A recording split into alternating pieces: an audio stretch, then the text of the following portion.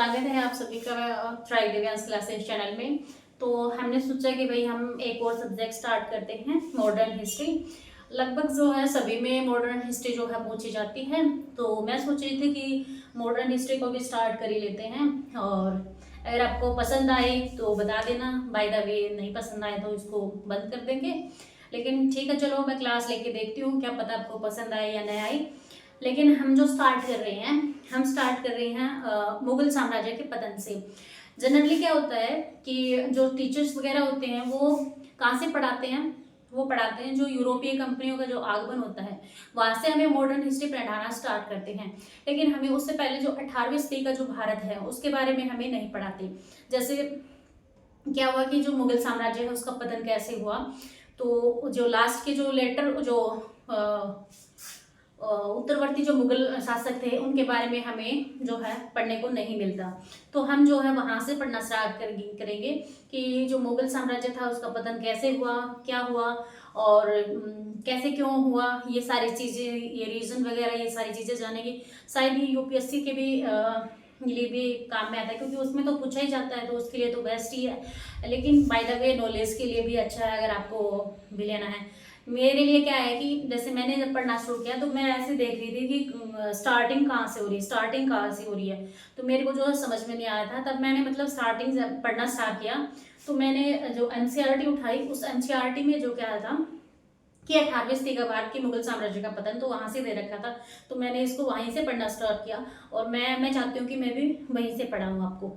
तो क्या हुआ कि मुगल साम्राज्य का जो पतन है उसके बारे में हम बात करते हैं। मुगल साम्राज्य जो वो क्या था, वो दक्षिण एशियाई साम्राज्य था। दक्षिण एशियाई साम्राज्य कैसे, क्योंकि दक्षिण एशिया हमने बात की, ऊपर का जो रूस वगैरह है ये सारा का सारा उत्तर एशिया था, और जो नीचे भारत और ये चीन वगैरह ये मिला के अफगानिस्तान, इधर पाकिस्तान वगैरह ये सारी चीजें मिला के ये क्या था, ये था हमारा दक्षिण एशियाई। तो दक्षिण एशियाई साम्राज्य था। तो ये इधर लाहौर, पाकिस्तान, अफगानिस्तान और इधर दक्कन प्रांत तक जो है ये फैला हुआ था, पूरा का पूरा जो है साम्राज्य, इसलिए इसको दक्षिण एशियाई साम्राज्य भी कहते हैं। और ये क्या था, 2 शताब्दियों तक लगभग अस्तित्व में रहा था। और अगर हम इसके विस्तार की बात करें तो उत्तर में जो है ये सिंधु बेसिन तक, उत्तर में कहाँ तक, सिंधु बेसिन तक, और इधर पश्चिम में बात करें तो अफगानिस्तान व कश्मीर तक, और इधर पूर्व में बात करें तो जो आधुनिक असम और बांग्लादेश है वहां तक, और दक्षिण में बात करें तो जो दक्कन पठार है उसके ऊपरी इलाकों तक जो है ये फैला हुआ था। फिर क्या होता है, सबसे पहले बात तो ये कि जो मुगल हैं वो जो है कब आते हैं, तो 1526 में जो है हमारा क्या होता है, पानीपत का फर्स्ट युद्ध होता है। 1526 में पानीपत का युद्ध होता है, पानीपत का फर्स्ट युद्ध होता है। पानीपत का फर्स्ट युद्ध किसके बीच में होता है, ये बाबर वर्सेस इब्राहिम लोदी, इनके बीच में जो है ये युद्ध होता है। तो इस युद्ध में क्या होता है, जो इब्राहिम लोदी हैं वो हार जाते हैं और बाबर जो है इसमें जीत जाता है। और बाबर जीत जाने के बाद में जो है क्या करता है, दिल्ली में मुगल वंश की स्थापना करता है। फिर बाबर से लेके जो है औरंगजेब तक जो है इसमें प्रगति होती है। बाबर के बाद में जैसे हुमायूं आया, हुमायूं के बाद में बाबर, हुमायूं, अकबर, फिर जहांगीर, शाहजहां, फिर औरंगजेब। तो औरंगजेब तक क्या होती है, प्रगति होती है। मतलब ये औरंगजेब तक जो है इतनी प्रगति कर गए थे कि मतलब इनका जो लेवल था वो इस लेवल तक था, ये यहाँ से लेके यहाँ तक इस लेवल तक आ गए थे। लेकिन क्या हुआ कि औरंगजेब की जो नीतियां थी, औरंगजेब की कुछ ऐसी नीतियां थी, जैसे उसने धार्मिक कर लगाया, धार्मिक कर जैसे तीर्थ कर हो गया, जजिया कर हो गया, और उसने क्या था कि जैसे जो हिंदुओं के जो मंदिर वगैरह है वो तोड़वाने स्टार्ट कर दिए थे। तो उसने मतलब कुछ ऐसी नीति अपनाई, एक जो दक्षिण में जाके उसने जो दक्कन नीति अपनाई कि उसने जो है वो दक्कन में चला गया, तो इधर जो है उत्तर भारत है वो उस पर शासन करने वाला क्या है उधर कमजोर पड़ गया, और वो उधर मतलब दक्कन में जाके ही दक्कन के एरिया पे ही मतलब काबू करना चाह रहा था दक्कन वाले एरिया को। तो ये जो नीति है ये भी उसके लिए एक हानि कारक सिद्ध हुई। इस वजह से क्या हुआ कि जो शासन था वो धीरे धीरे बिखर गया, और उसके बाद में जो शासन है वो पतन होता ही चला गया उसका। तो क्या होता है कि औरंगजेब तक के शासकों को जो है हम महान मुगल शासक के नाम से जानते हैं, लेकिन जैसे ही औरंगजेब की डेथ होती है 1707 में, उसके बाद के जो शासक आते हैं उनको हम उत्तरवर्ती मुगल शासक या लेटर मुगल शासक बोलते हैं, मतलब पश्चातवर्ती मुगल शासक बोलते हैं। तो महान मुगल शासक जो है वो कितने थे? 6 थे प्रमुख शासक। मैंने बात की कि बाबर, हुमायूं, अकबर, जहांगीर, शाहजहां और औरंगजेब। और मुगल साम्राज्य जो था, ये हमने बात कर ली कि मुगल साम्राज्य में बाबर से औरंगजेब तक प्रगति हुई थी, लेकिन बाद में इस साम्राज्य का क्या हो गया? पतन होने लगा था। तो उत्तरवर्ती जो मुगल काल है, उत्तरवर्ती मुगल काल है वो कब से कब तक है? वो 1707 से लेके 1857 की जो क्रांति होती है, 1857 की क्रांति में जो लास्ट बहादुर शाह जफर जो थे, उनको निर्वासित कर दिया जाता है। कहाँ पे? रंगून में भेज दिया जाता है। और उसके बाद में जो ये खत्म कर दी जाती है और सारी की सारी किसके हाथों में आ जाती है? यूरोपीय कंपनियां, जो ब्रिटिश है, अंग्रेज है, उनके हाथों में जो है सारी की सारी सत्ता जो है उनके हाथों में चली जाती है। तो ये जो है शासन उत्तरवर्ती मुगल शासनकाल ये रहता है। 1707 में औरंगजेब की डेथ होती है। तो सबसे पहले बात करें हम कि औरंगजेब जो है, औरंगजेब के मृत्यु कब होती है? अब बात करते हैं हम स्टार्टिंग से। ये तो थोड़ा सा बेसिक से बताया है मैंने, अब हम बात करते हैं थोड़ा सा स्टार्टिंग से कि क्या होता है कि औरंगजेब के 5 पुत्र थे। औरंगजेब के 5 पुत्र थे। एक तो था मोहम्मद आजम, एक मोहम्मद मुअज्जम, मोहम्मद मुअज्जम आजम, मोहम्मद कामबख्श, मोहम्मद कामबख्श, और एक मोहम्मद अकबर, और एक था मोहम्मद सुल्तान। तो क्या होता है कि औरंगजेब की जब डेथ होती है, 1707 में, तब तक ये 3 पुत्र ही जीवित थे औरंगजेब की। मोहम्मद अकबर और मोहम्मद सुल्तान जो है ये मर चुके थे, मतलब पहले ही समाप्त हो चुके थे। औरंगजेब के टाइम पे ही उनके साथ में जो युद्ध वगैरह है करते हुए ये पहले ही मारे जा चुके थे। तो उस टाइम तक जो है 3 ही पुत्र जीवित थे, मुअज्जम, आजम और कामबख्श। और औरंगजेब का जो शासन था वो कितने प्रांतों में था? 21 प्रांतों में था। 21 प्रांतों की अगर हम बात करें तो 14 तो उत्तर भारत में प्रांत, और 6 जो है दक्षिण भारत के प्रांत, और 1 काबुल का। ठीक है, तो ये कितने हो गए? 14 और 6 20 और 1 21 प्रांतों में शासन था। तो जो काबुल था, काबुल का सूबेदार किसको बना रखा था? मुअज्जम को। और गुजरात, इधर जो दक्षिण में गुजरात, बरार, हैदराबाद, तेलंगाना और बीजापुर, ये जो 6 जो प्रांत थे दक्षिण में, तो इधर जो हैदराबाद है, हैदराबाद का जो बीजापुर है, बीजापुर का जो सूबेदार था उसको बना रखा था कामबख्श को। कामबख्श को किसका सूबेदार बना रखा था? बीजापुर का सूबेदार।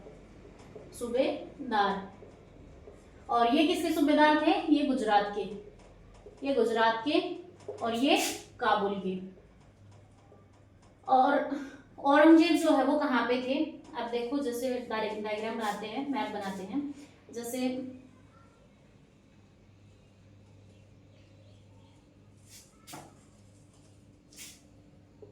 ये ऊपर का ऐसे छोड़ देते हैं।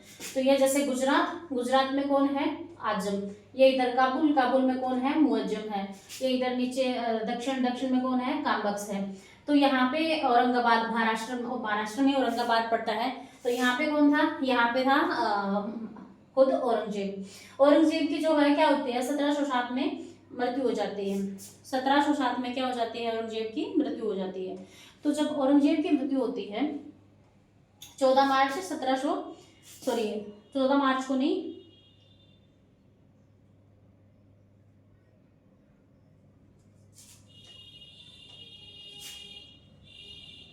औरंगजेब की जो मृत्यु होती है वो 3 मार्च को होती है। 3 मार्च 1707 को।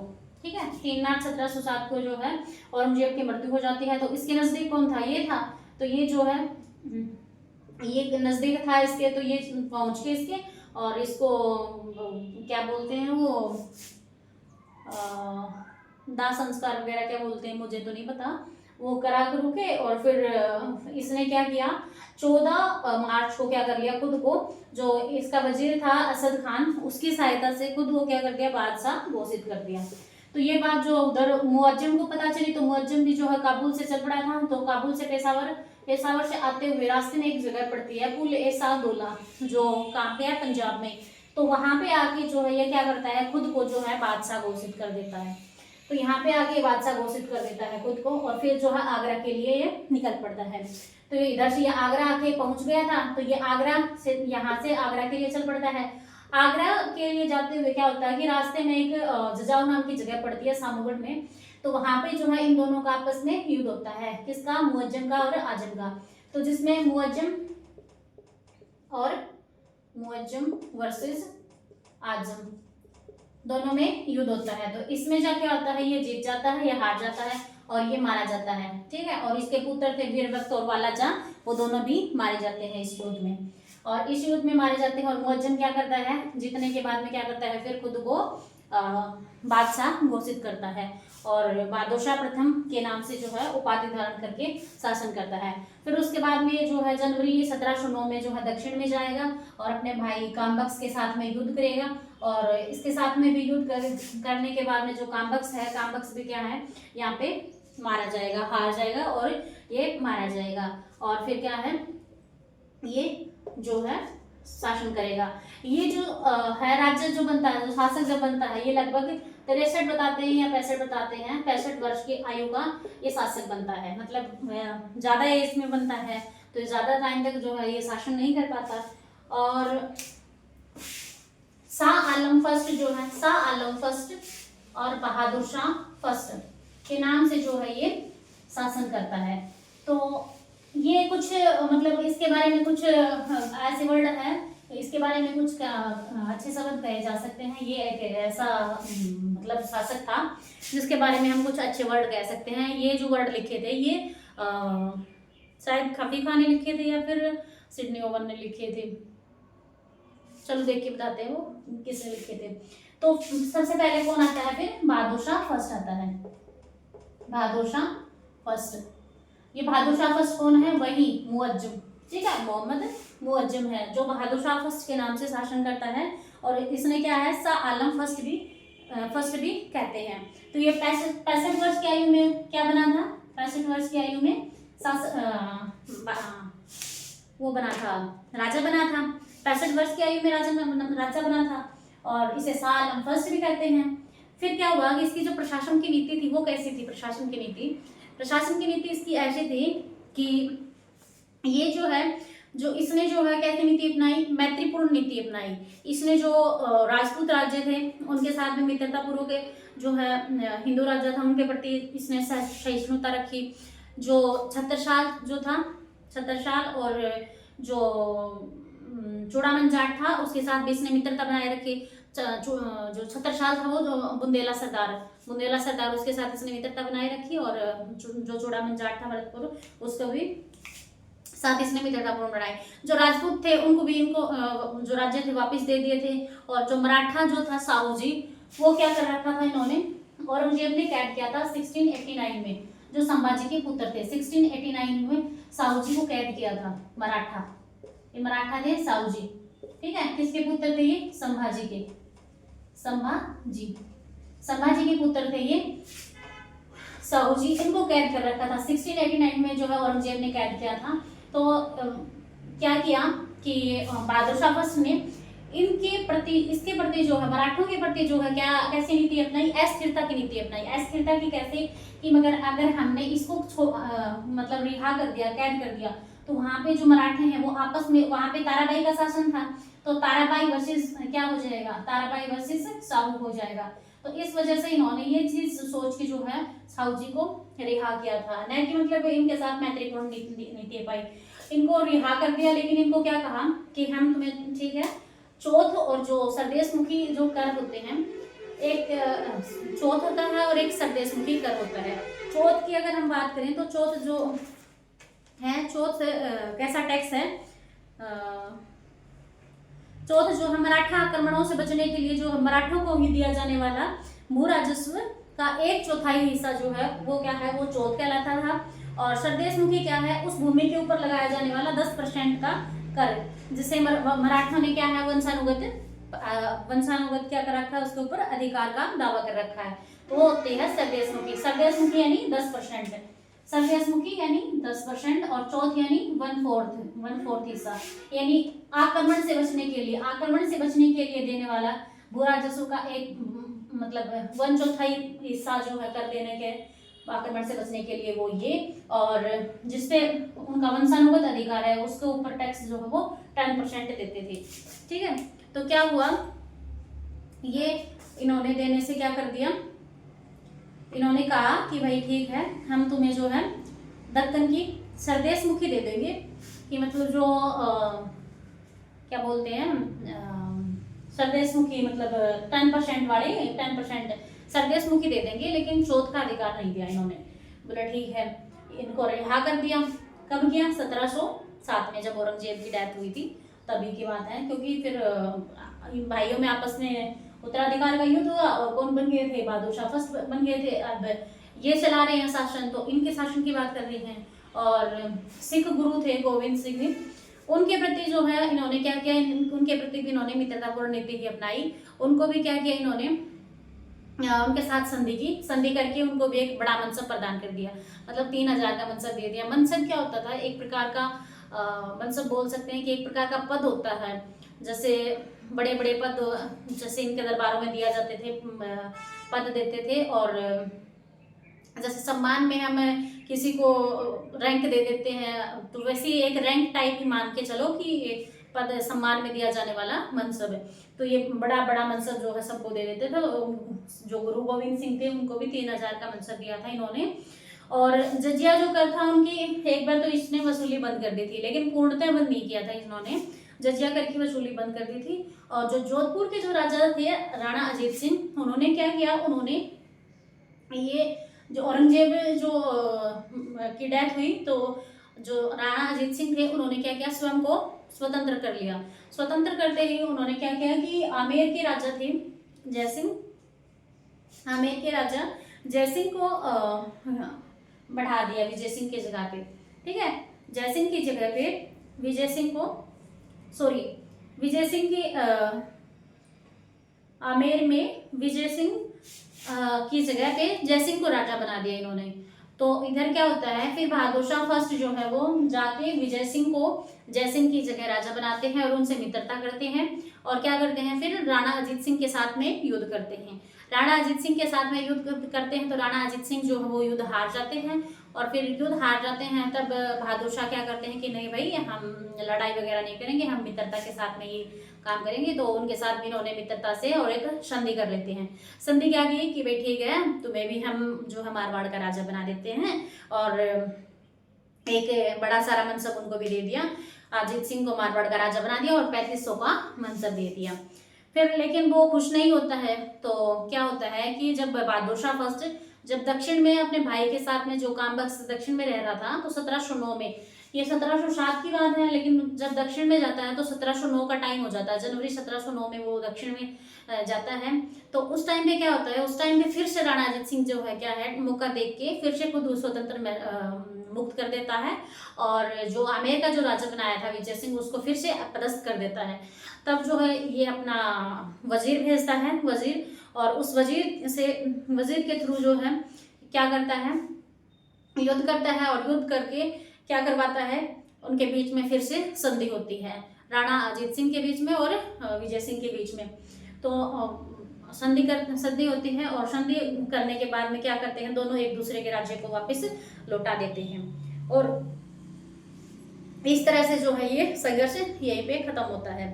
फिर क्या होता है कि गुरु जो है इनके सिख गुरु, वो उनकी डेथ हो जाती है। तो 1710 में क्या होता है, गुरु का जो पद था उन्होंने समाप्त कर दिया था गुरु गोविंद सिंह ने। तो उनका लीडर होता है कि बंदा बहादुर। तो बंदा बहादुर 1710 में क्या होता है कि वो लीड कर रहा था सिखों को। तो वो लीड कर रहा था सिखों को, तो क्या हुआ कि उन्होंने सरहिंद को विजय करके उन्होंने सरहिंद को जीत लिया, और सरहिंद को जीत के वो आगे बढ़ा। और सरहिंद को जैसे ही उसने सरहिंद को जीता, तो जो फर्स्ट गुरु थे हमारे गुरु नानक जी और गुरु गोविंद सिंह जी, तो उनके नाम पे इन्होंने 10वें गुरु और फर्स्ट गुरु, उनके नाम पे उन्होंने क्या किए, सिक्के चलवाए। सिक्के जारी किए उनके नाम से। और कहाँ पे चल पड़ा वो, बहादुर शाह की ओर चल पड़ा। तो बहादुर शाह की ओर चल पड़ा तो क्या हुआ कि लोहागढ़ में जो है बंदा बहादुर को जो है बहादुर शाह ने क्या कर दिया, उसको पराजित कर दिया। और पराजित करते ही 1712 में क्या हो गई, जो बहादुर शाह है उनकी डेथ हो गई। और उनकी डेथ होते ही जो लोहागढ़ था वो वापस से बंदा बहादुर ने फिर से हासिल कर लिया। और बहादुर शाह फर्स्ट के जो है समय में जो है डच शिष्टमंडल आया था जेसुआ केटलर के नेतृत्व में, वो कहाँ पे आया था, उनके दरबार में आया था, भारत आया था। और इतिहासकार खफे खां है, उन्होंने साहेब खबर की उपाधि दी है किसको, इसको बहादुर शाह प्रथम को। और बहादुर शाह प्रथम अंतिम मुगल सम्राट है जिनके विषय में हम कुछ अच्छे शब्द कह सकते हैं। ये जो वर्ड लिखे थे ये सिडनी ओवन ने लिखे थे, ठीक है। और जो खफे खां थे उन्होंने साहेब बेखबर की उपाधि दी थी बहादुर शाह फर्स्ट की। तो इनका जो शासनकाल था वो कब से कब तक था, बहादुर शाह फर्स्ट का, वो 1707 से लेके 1712 तक। अब क्या होता है 1712 में जैसे इनकी डेथ हो जाती है तो इनके भी 4 पुत्र होते हैं, 4 पुत्र होते हैं। क्या, कौन कौन, अजीमुस्तान, रफीउस्तान, जानसान, जहादर शाह। तो ये चारों क्या है, चारों आपस में क्या करते हैं, उत्तराधिकार का युद्ध करते हैं। ये भी मारा जाता है, ये भी मारा जाता है, ये भी मारा जाता है, और जहांदर शाह बचता है। और जहांदर शाह फिर जो है ये भी थोड़ा मतलब वृद्ध एज का था, लगभग 55 के आसपास का। तो फिर जहांदर शाह बनता है, जहांदर शाह अगला शासक बनता है। और ये जो शासक बनता है वो जो अमीर थे उनकी सहायता से बनता है। मतलब अब जो क्या है, ये जो शासक पहला ऐसा शासक बनेगा जो कठपुतली शासक बनेगा। मतलब शासक तो रहेगा आप, लेकिन जो शासन करेंगे वो कौन करेंगे, अमीर करेंगे, जो कुलीन थे वो शासक करेंगे, ठीक है। बागडोर उनके हाथों में रहेगी। फिर उसके बाद में जहांदर शाह के बाद में जहांदर शाह जो 1712 से लेके 13 तक शासन करता है। उसके बाद में इसका जो भतीजा होता है, जो अजीमुन शान का बेटा होता है फर्रुखशियर, वो क्या करता है, वो इसको गद्दी से मतलब हटा देता है, क्योंकि ये एक तो विलासिता में डूबा रहता था और ऊपर से इसके जो शासन जो था वो कौन संभाल रहे थे, जो कुलीन थे, अमीर वर्ग थे, वही संभाल रहे थे। तो उसका फायदा उठा के ये क्या करता है, सैयद बंधुओं की सहायता लेता है, उनसे क्या करता है, जहांदर शाह को के साथ में युद्ध करके और उनको जहांदर शाह को मरवा देता है और खुद जो है शासक बन जाता है। और फर्रुखशियर जो है वो 1713 से लेके 1719 तक जो है फर्रुखशियर बनेगा। ये हम नेक्स्ट पढ़ेंगे। अगर आपको क्लास अच्छी लगी हो तो प्लीज़ ज़रूर बताना हमें कि कैसी लगी क्लास। ये मैंने थोड़ा सा स्टार्ट किया था और मैंने मेरे हिसाब से अच्छा पढ़ाया होगा, लेकिन जो कमी रही होगी वो आप बता देना कि क्या कमी रहेगी। और आई थिंक मैंने अपना बेस्ट दिया है। तो आपको जैसा भी लगे प्लीज़ कमेंट करके ज़रूर बताइए और आगे शेयर जरूर करना अगर क्लास अच्छी लगे तो। Thank you.